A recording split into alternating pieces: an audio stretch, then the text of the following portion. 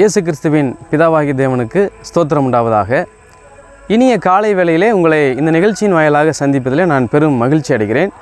தியானத்திற்காக நான் மார்க் எழுதின நற்செய்தி நூல் அதில் உள்ள 12ஆம் அதிகாரத்தில் உள்ள 41ஐயும் 42ஐயும் நாம் எடுத்துக்கொள்ளலாம். நான் வாசிக்கிறேன். இயேசு காணிக்கை பெட்டிக்கு எதிராக உட்கார்ந்து ஜனங்கள் காணிக்கை பெட்டியிலே பணம் போடுகிறதை பார்த்து கொண்டிருந்தார். ஐஸ்வர்யவான்கள் அநேகர் அதிகமாய் போட்டார்கள். ஏழையான ஒரு விதவையும் வந்து ஒரு துட்டுக்கு சரியான 2 காசை போட்டாள். இந்த வேத பகுதியினுடைய பின்னணியை எல்லாம் நாம் எல்லாரும் அதிகமாக அறிந்திருக்கிற ஒரு வேத பகுதியாகவே இது காணப்படுகிறது. இந்த வேத பகுதியிலே நாம் பார்க்கும் பொழுது நம்முடைய கர்த்தராகிய இயேசு கிறிஸ்து காணிக்கை பெட்டிக்கு எதிராக உட்கார்ந்து நடக்கிற எல்லா காரியங்களையும் அவர் கவனித்து கொண்டிருக்கிறதை நாம் பார்க்கிறோம். எனவே நாம் ஆராதிக்கக்கூடிய தேவன் தேவாலயத்திலே அங்கே நாம் பார்க்கும் பொழுது அவர் எல்லாவற்றையும் அவர் கவனிக்கக்கூடியவராக அவர் இருக்கிறதை நாம் பார்க்கிறோம். இந்த வேத பகுதியில் நம்ம பார்க்கும் பொழுது இதற்கு பிற்பாடு கூட நாம் 43, 44 ஆகிய வசனங்களையும் கூட நாம் சேர்த்து கொள்ளும் பொழுது இந்த 4 வசனங்களிலே நம்முடைய கர்த்தராகிய இயேசு கிறிஸ்து 3 காரியங்களை அவர் கவனிக்கிறதை நாம் பார்க்க முடியும். அங்கே எதையெல்லாம் அவர் கவனிக்கிறார் என்று நம்ம பார்க்கும் பொழுது முதலாவதாக அவர் ஜனத்தை கவனிக்கக்கூடிய தேவனாக அவர் இருக்கிறார்.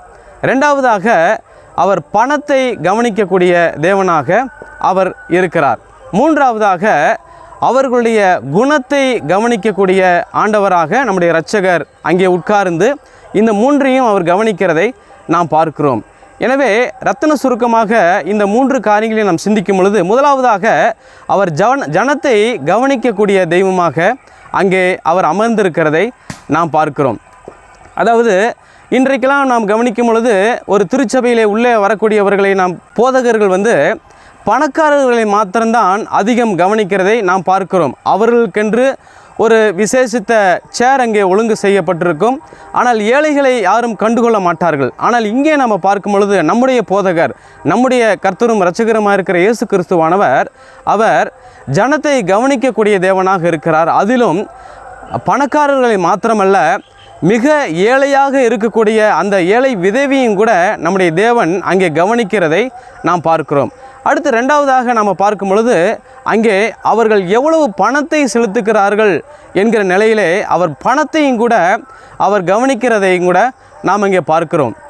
அங்கே பணக்காரர்கள் என்ன அவர்கள் அந்த ஆராதனையிலே அந்த காணிக்கையிலே அவர்கள் என்ன செலுத்துகிறார்கள், ஏழை என்ன செலுத்துகிறார்கள் என்பதை கண்ணும் கருத்துமாக அவர் அங்கே கவனிக்கிறதுனால்தான் இந்த காரியத்தை அங்கே நாம் இங்கே நற்செய்தி நூலையும் கூட நாம் இப்படியாக வாசிக்க முடிகிறது. எனவே இரண்டாவதாக அவர் பணத்தையும் கூட அவர் கவனிக்கக்கூடிய தெய்வமாக அவர் இருக்கிறார். மூன்றாவதாக நாம் பார்க்கும் பொழுது அவர்கள் எல்லாருடைய குணத்தையும் அவர் கவனிக்கக்கூடிய தேவனாக அங்கே காணப்படுகிறார். அங்கே ஐஸ்வர்யவான்கள் அவர்கள் அதிகமாக அவர்கள் போட்டார்கள் என்று நாம் பார்க்கிறோம். ஆனால் இந்த ஏழை விதவை குறித்து நாம் சிந்திக்கும் பொழுது அவர்கள் 2 காசு போட்டார்கள் என்று சொல்லி கர்த்தராகிய இயேசு கிறிஸ்து எந்த ஒரு இடத்திலும் கூட அவர் சொன்னதில்லை. இதே சம்பவமானது லூக்காவும் கூட தன்னுடைய 21ஆம் அதிகாரத்திலே அங்கே பதிவு செய்திருக்கிறதையும் கூட நம்ம பார்க்கிறோம். ஆனால் அங்கே கவனிக்கும் பொழுது அவள் 2 காசு போட்டாள் என்று நாம் எங்கேயுமே நம்ம வாசிக்க முடியாது. மாறாக அங்கே நாம் இதே 43வது வசனத்தில் நாம் பார்க்கும் பொழுது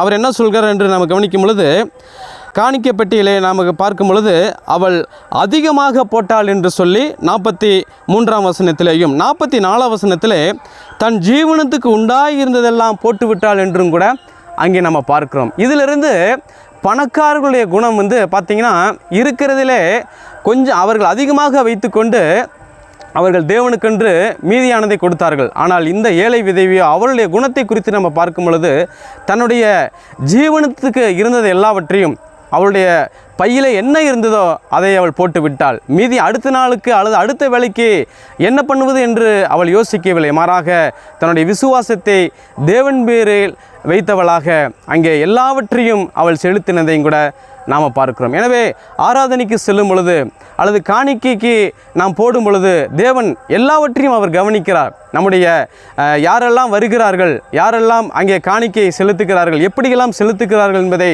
கவனிக்கக்கூடிய ஒரு ஆண்டவர் இருக்கிறார் என்பதை மனதிலே நாம் இருத்தினவர்களாக அங்கே தேவன் அமர்ந்திருந்து எல்லாவற்றையும் கவனிக்கிறார் என்கிற சிந்தை நம்மில் நிச்சயமாகவே வேண்டும். எனவே வரக்கூடிய நாட்களிலே தேவனுக்கு பயந்தவர்களாக நாம் நம்முடையதை எல்லாவற்றையும் தேவனுக்கு செலுத்தி அவருடைய நாமத்தை நாங்கள் மகிமைப்படுத்துவோம். கர்த்தர் நமக்கு இதுக்கு உதவி செய்வாராக. ஆமேன்.